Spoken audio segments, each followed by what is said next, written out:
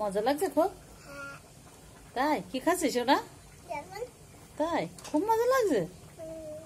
খা। তোর ঠোঁটে তো লিপস্টিক দেওয়া লাগবে না গো? খাও খাও, সুন্দর করে খাও। হাতেও রং লেগে যাচ্ছে? তাহলে বিয়ের সময় রং কিনা লাগবে না গো?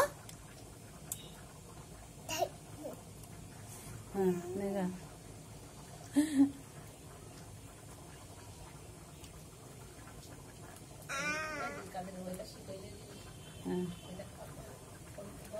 খা।